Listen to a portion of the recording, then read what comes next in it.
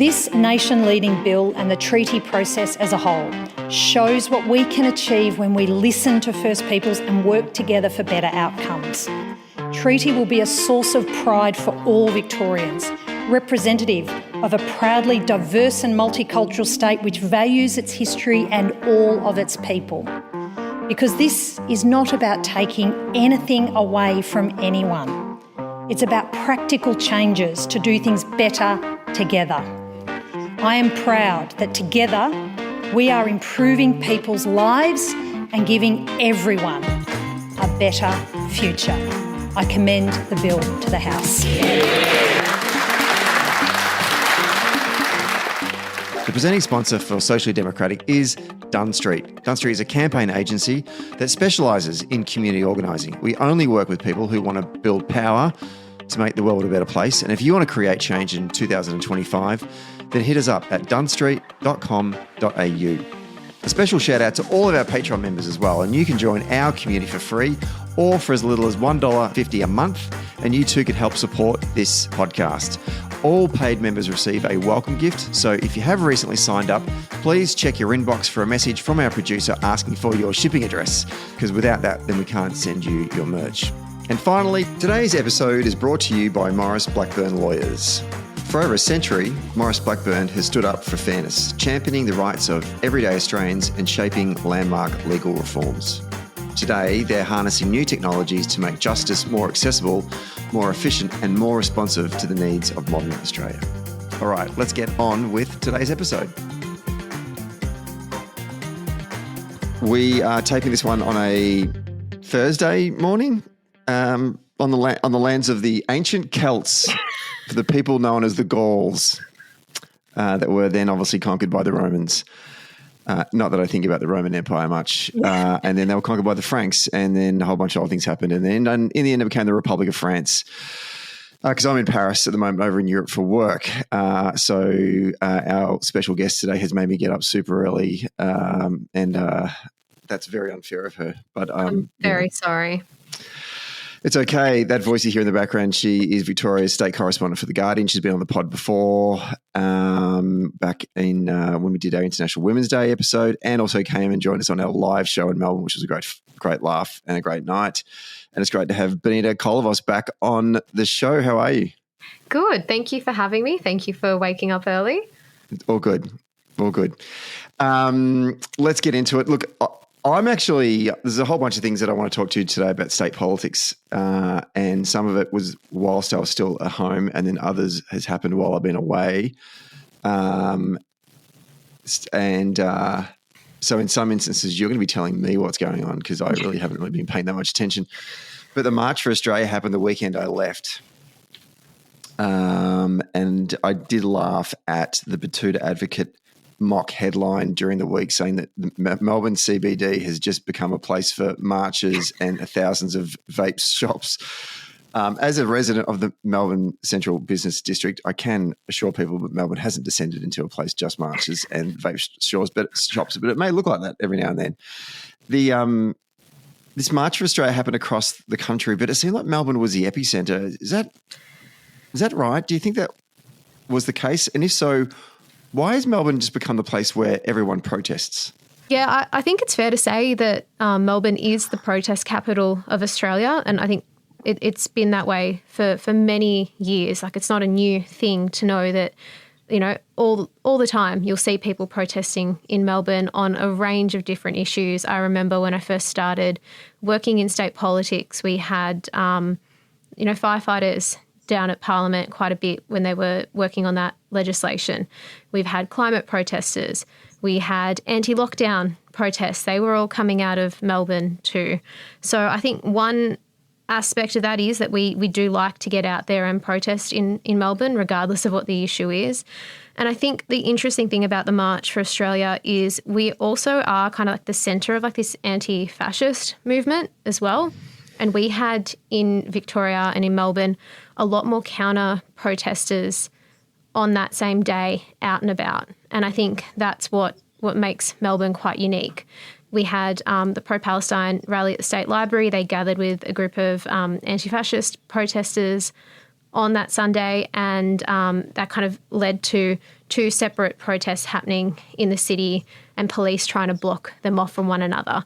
So I do think maybe that's why we also saw more of Melbourne as well, is because there was that conflict inherent in it too. So, yeah, I do think that it's probably just got to do with the history of Melbourne and the protest capital.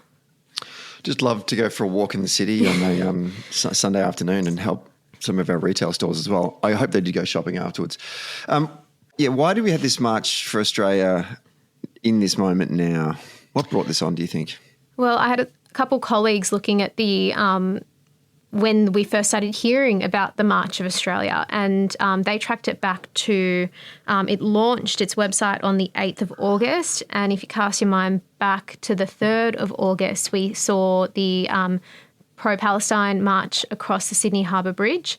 And I think, there were thousands of people out there. And I think this kind of started in, well, we want to do something similar. We want to have our march. And I think what they were marching for was a bit more unclear. Who organised it as well? There's a lot of confusion around how it started. And then obviously we saw groups like the National Socialist Network, neo-Nazi group, jump on board and say they would be heading along. I should stress, though, that on that Facebook page and the website, they did say that they weren't involved with the National Socialist Network, that they were independent from them. But, it's really kind of unclear how this started, if not as a response to that other protest we saw in Sydney, because, the messaging's been a little bit all over the place. Okay, that's interesting, that you guys haven't been able to work out who's actually organising it. And then to that second point, you said that that there wasn't a connection between the organisers and the neo-Nazis. Yet the neo-Nazis spoke at the rally. What's his name? What is his name? Thomas Sewell. Thomas Sewell. The Victorian leader of the National Socialist Network. Yeah, he got up on the steps of Parliament again and kind of delivered what I would say was the keynote address. It was the final speech of all the speeches to this group at that march. Right. And we saw in New South Wales at the Sydney event, the NSN leader there also spoke. There was a reporter from The Age, Michael Batchelard, who followed the protest through the city, and he says the National Socialist Network, they were at the front of the Melbourne rally. They were involved in organising it, in, doing the logistics, getting everyone information. He says you could not say that happened in Melbourne without the NSN. So, yeah. Yeah, right. That's interesting. Someone, Grace, our producer, did a bit of digging and found one of their flyers, and it reads, and I'll just read out sort of I think this is the top part of the flyer. Our reasons are varied, but we stand united. Whether you're concerned for our culture, wages, traffic, housing supply, water supply, environmental destruction, infrastructure, hospitals, crimes, or loss of community, we are stronger together. Don't leave this work to be done by your children. What do you make of that? Oh, well, I think you have to agree with Anne Ali, who's the Minister for Cultural Affairs. She said that statement was preying on the legitimate concerns of Australians, and I think that's absolutely right. Like, inequality is growing. It is harder to see a GP. It's very expensive to go to the dentist. So many people can't even fathom the idea of buying a house. Rent is incredibly expensive. Cost of living is up. Like, there is this genuine concern there. But I think it's really important to note that immigration is not to blame for it, right? Like, this is decades of government failure and policy inaction, right, on so many of these issues. And I think it's just very lazy to go and blame it on the migrants, right? And I think that's where, a lot of people were susceptible to that messaging, because they do feel that. They feel that they're working hard and they're just not getting to where they want to go in their lives, right? And I think it's really easy to dismiss the whole thing as, they're all Nazis. Absolutely, there were neo-Nazis there. There's no denying it. But a lot of people that were there weren't as well. So I think, it would be a problem just to go, let's just dismiss this whole group of people. Yeah, absolutely. Like when I read that, if you hadn't have told me that this was a rally against immigration and I read that, I would have actually, with my organiser hat on, I would have thought to myself, oh, that's quite smart, because I mean, one of the challenges as an organiser in a political landscape, say for the Labor Party, right? We want to organise around people's values, not around particular issues. People get involved in a political campaign normally because of an issue or a relationship to a candidate or the party. But what we try to unite folks around are values of solidarity or equality or fairness or whatever it may be, whatever the values are of that particular political organisation. And reading that statement there on that flyer, they're doing a very similar thing. They're saying here are a whole bunch of different things that are problematic for you in your life, which, as you just pointed out, Benita, people are experiencing in their communities. And what they're trying to unite them around really actually is either unity or strength, because it says we are stronger together, which actually is the Australian Workers Union byline. I didn't pick that up. Yeah, but we are stronger together. Don't leave this work to be done by our children. So they're talking about sort of often we talk about the hard right as being an organisation that tries to run on fear, but there is hope in that statement as well. So we just need to be a little bit careful here in that sometimes we can, as you just said, we can be a little bit dismissive of people that we don't agree with and that they can't organise and that they're not grounded in the same values that we have. They kind of are here a little bit. And to your point, yes, immigration is not the reason why these are all these problems. And so there's a cleverness. What I can draw from that flyer anyway is that they're bringing people in under this subtext, but then the problem and the solution that they're proposing is obviously misled. And I think to that line, don't leave this work to be done by your children. I think that's an important part of it too, right? Because we're seeing that inequality in our society now, and it's only going to get worse for their children too. Like, on housing, if you can't afford a house now, how's your kid or your grandkid going to be able to afford one? So I definitely think that the way that they've done this is they've tapped into those concerns, but the solution is so different than what others have suggested. And it's simple, right? Like, just stop migration and all our problems will be solved. Like, that is, I'm not going to say if only it was that simple, but it's just such an easier way to apportion blame than to actually look at the fundamental structures in our society that aren't working the way they should be. I'm not 100% certain here, but I've been told by someone third hand that what was his name again? Sewell? What's the name? The Thomas Sewell. Yeah. Thomas Sewell. You and I and him all have something in common. All of our parents were born overseas. Yeah. Like, the irony of this person coming here and talking about anti-immigration when I think his family came from New Zealand. Yeah. So, like, mate, we've all come from, apart from our First Nations peoples, we've all come from somewhere else that made this country great. Exactly. Don't just reject this great cultural history that we have out of hand. The other thing I wanted to sort of get a sense from you is, and I didn't pick this up in the reporting, that they were targeting Indians specifically. Have you spoken to many people that were on the receiving end of that particular hate in the Australian Indian community? Yeah, so a couple of my colleagues and I did some reporting in this space. So there was one flyer that was being distributed ahead of the rally that claimed that there were more Indian migrants to Australia in 5 years than Greeks and Italians in 100 years. That's obviously false. But what I did find really interesting about that flyer too was, as soon as it started doing the rounds, Evan Mulholland and Brad Batten, so the Victorian opposition leader and his shadow minister for multicultural affairs, they, on the Friday before the rally, came out and condemned it unequivocally, which I was, very glad to see that they did say that this is false, this is wrong, and Indian migration is not the problem here. So you've got to give them credit there. I think they point to Greeks and Italians, and part of me, when I was talking about it with my family, was this was the exact same rhetoric that was used then, saying, there's more Greeks and Italians than there are Irish and English coming here. So it's the same sort of cycle. And even an academic I spoke to about this said, it's the same thing about picking someone to blame. And we also saw it too in the 90s, right, with Chinese Australians, Asian Australians.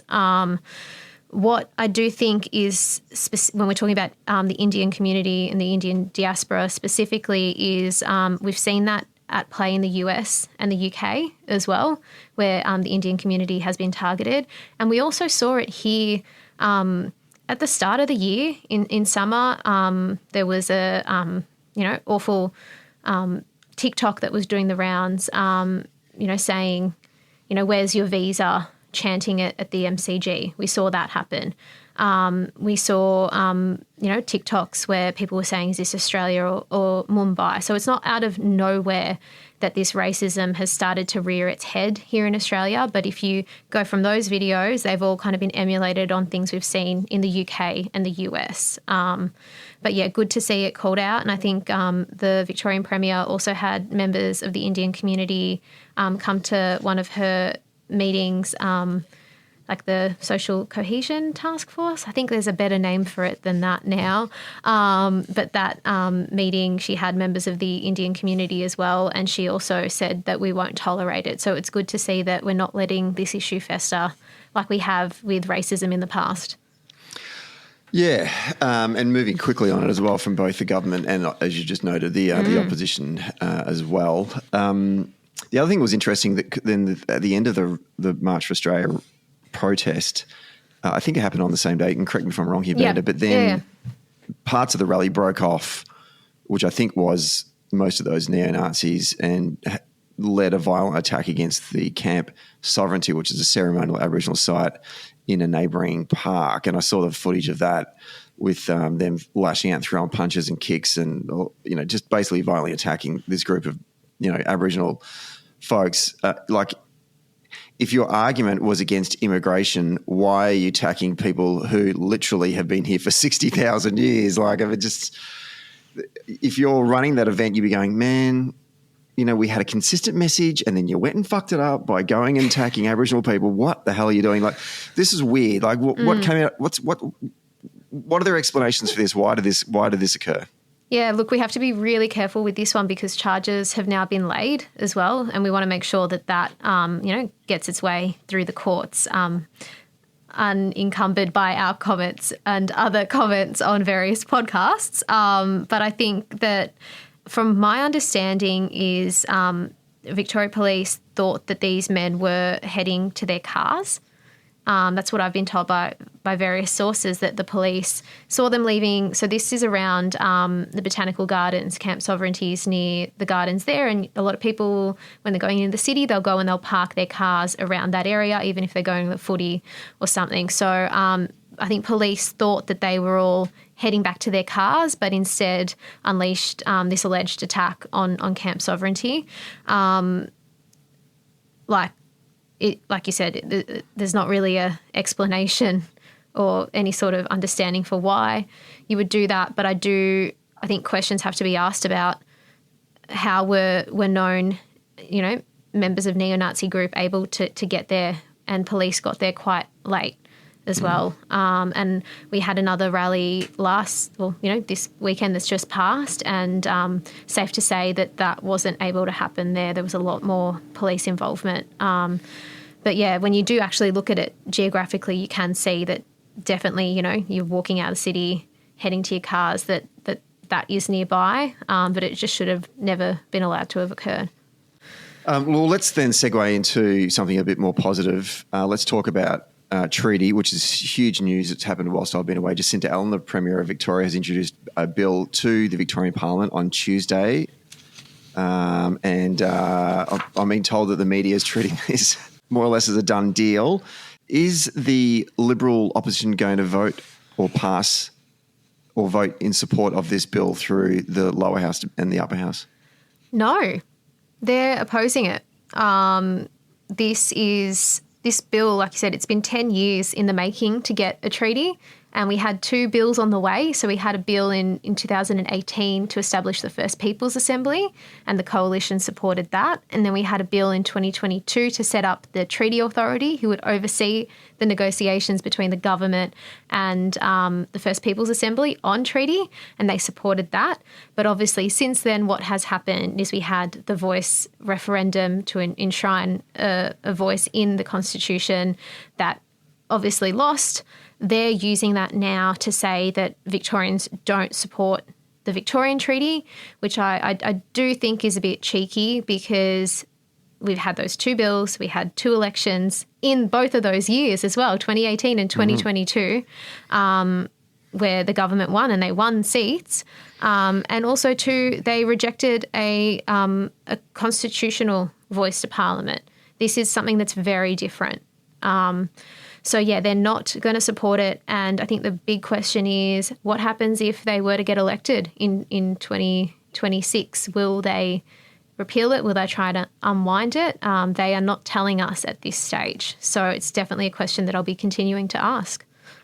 I don't know if I need to declare this, but in my day job as Dunn Street, I have worked with the First People's Assembly from day one in training all of their organisers. So I'm somewhat aware of the journey that the First People's Assembly has gone on with their relationship with both the government and the opposition. It is, yes, to your point, it just felt like when the voice referendum went down, the Liberal Party saw this as a political opportunity to drive a wedge into various segments of the voting population of the state and try and use cultural wars to try and win some support from particular voters.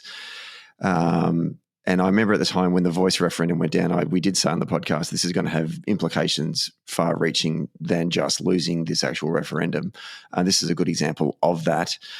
But at the same time, to your point, you make a really good point, Benita. They have supported this all along the way, and now only through their own political survival are they voting against it. It's just baffling.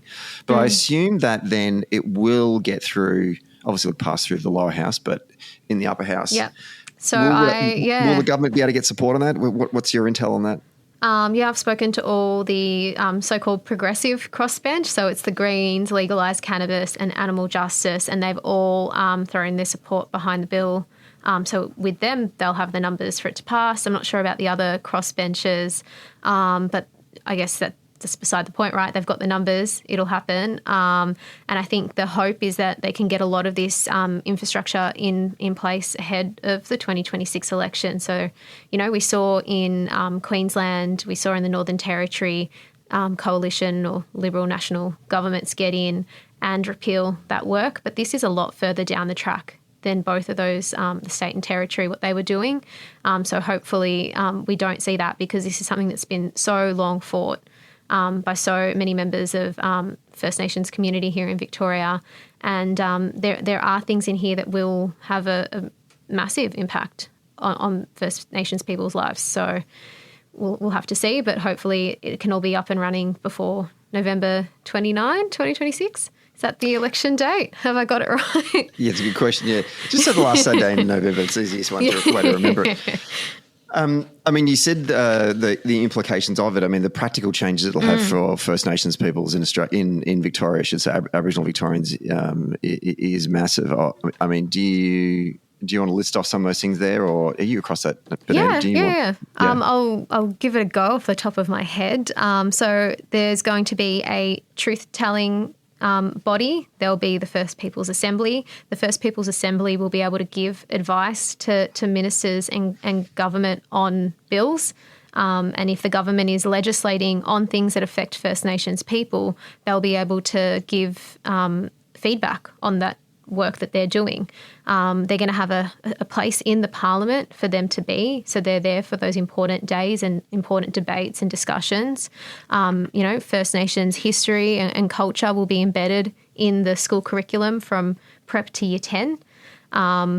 There's a separate entity within the new statutory corporation as well that will, I don't know how to explain it, they'll be in charge of closing the gap, essentially. So they'll be checking that the government's actually reaching these targets that have been in place for so many years and the government's failed to reach. So there's a lot of stuff in there that they say will be a game changer. I think one of the co-chairs of the First People's Assembly said that it's Victoria entering a new era and joining the rest of the world, because apparently we're one of the only countries that doesn't have a treaty with its First Nations people. Spot on, absolutely. And even more practical than that, like Aboriginal leadership having more say over policy in terms of health, in terms of justice, in terms of language and education. It's just, it is a historic moment in our state's history and a historic moment for our First Peoples, and huge, absolutely huge. Let's quickly. I don't know if this is the elephant in the room, but it seems like it was a while ago. But our former Premier Dan Andrews went to China, and boy, did elements of the media lose their shit about this one. And we should have known it. It's just clickbait, but even still, like, I'm interested to get your take on it. So Daniel obviously attended this leaders summit in China that had some unsavoury characters, but also had like former prime ministers of New Zealand and leaders of liberal democracies were there as well. It was just quite a mixed bag. It was a bit of a FU from China to the West in some way, saying we can also organise our leadership summits too and invite people along. But Daniel was there as well, and I think the two things was he was in the photo op shaking hands with the Premier of China, and then it was obviously in that big, you know, when they all stand on the steps and all the leaders are there, all the participants are there, which is about 150 people. Someone's cropped it out and got Daniel and old mate from North Korea is in the photo. He's like together. 3 rows like behind. He's pretty close to all of them. I think that's part of the problem, right? Because he's literally like 1 or 2 or 3 behind Kim Jong-un and Vladimir Putin. And I think you mentioned the New Zealand prime ministers. So they were both off on the sides, like well away from like the main event. So I think the placement was rather unfortunate for him as well. But yeah, he says he was there in his own private capacity. He's a businessman now, does a lot of work with China. I initially didn't see, I guess, what all the fuss was about over the photo with Xi Jinping, like shaking hands with him. Didn't think it was that big of a deal. But then obviously that family portrait, I think I have a bit more of concerns around because obviously, you know, Vladimir Putin, the war in Ukraine, Kim Jong-un, there was the, I think, Iranian leader whose, you know, embassy just got turfed out of Australia, all sorts of people in there that, you know, perhaps you wouldn't want to be photographed with. But I'm curious to hear your take on it. Oh, my take's very clear on it. Like, we have previous prime ministers of our nation that have shaken hands with Vladimir Putin and the Premier of China and did not get a reaction that happened when Daniel attended this event. And I just think it was double standards. And part of it is absolute pure hatred of Daniel because he won 3 elections, increased his majority, and the media never got to get him. And when I say the media, I mean elements of the, you know, the Excuse me. The right wing press. Some of your colleagues, in the sort of the news corp world, they never got their man, and so they're obsessed by that. But also, they also know that it sells papers. Every time you put Daniel on there, I've been told by folks in that part of the media world that they get clicks, and so they're a business and they're trying to make money. So they might as well make hay while the sun shines because Daniel's been pretty quiet. He's slipped into his own private life and is going about his business. And doing his own work, and then he turns up at this conference, and so now here's an opportunity for them to, get some talk about get him some again. clicks. I do think the timing is quite interesting, though. Like I have to say, obviously there's the Iran context there, but the week before in Parliament, all the Labor MPs had to get up and defend him against accusations he was a dictator. There was some debate in the chamber where people were comparing him to Lenin and I think there was a comparison with Kim Jong-un. I just thought it was kind of funny that then the week after there he is with Kim Jong-un. What are the chances? Part of me was like, is this like a bit of trolling by the former Premier to be there? And then the other aspect I think was the fact that the current Premier, Jacinta Allen, headed off to China literally a week or so later. So I think the timing also plays a big part in what is a story. Never underestimate the ability for Daniel Andrews to get in and remain in the heads of his opponents and shift the furniture around, whether he intentionally is doing it or accidentally doing it, as in this case, I think. But yes, you're right. The timing was very fortuitous. And then the last thing I noticed while I've been away is we've been talking about housing in Victoria. The Allen government is proposing new high-density housing around 50 key activity centres. Most of them are in the inner city, which means that they will sometimes override local councils to get the approval for building permits. I'm wondering how this is going down. How have you been reporting on it? I can't wait to see. Look, I mean, I'll be honest. My own opinion is, I spent a bit of time in Japan, the biggest city in the world, high density and medium density. I'm in Paris right now. Everyone comes to Paris and says how beautiful Paris is, and all of the lovely, apartment buildings. They're all 5 stories. The entire city of Paris is all medium density housing. And here we are having an argument in Australia about building something with, basically 5 or 6 stories. Give us a bit more detail about this plan, because I've only just read some of the top lines. What exactly are we talking about with this housing proposal? The new element, I guess, this came out in, when was it? 2024? October 2024, I think it was, this plan to create these activity centres. The new aspect is now they've released the maps, and this is what every single one of those areas is going to look like, and how high up they're going to go. And I know at the time there was a lot of panic around, 20-storey buildings in every single suburb, but what we can see in those plans is, depending on the area, I think the highest it gets to is 16, and I think that's in areas like Hawthorne, Hampton, areas where there already is a bit of existing density, and then in, let's say, Middle Brighton or Sandringham or some of these other areas, I think the maximum was 12, and that was right near the stations. So I think it shows that there has been a bit of flexibility and movement on those figures, and then the further out from the station you go, so the first 500 metres, you're able to get a little bit higher, and then when you go out a little bit further on, I think the maximum is 4 stories on large blocks and 3 stories on smaller blocks. So it's still not Paris with those sorts of damn it numbers. Yeah. Damn it. Yeah. How's the opposition here? Are they? I mean, I know a while ago, old mate from who's the member for Brighton, Newbury, James Newbury. Yeah, yes. He lost his shit about this. Is he taking the bait again this time, or has he been told to shut up?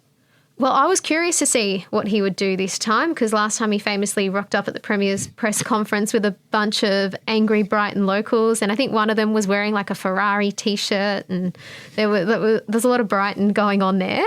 Not to be mean to Brighton, I went to high school in Brighton. You say it so well. Brighton. But this time round, he came out at Parliament and he said that they were trying to turn Bayside into the Gold Coast, which I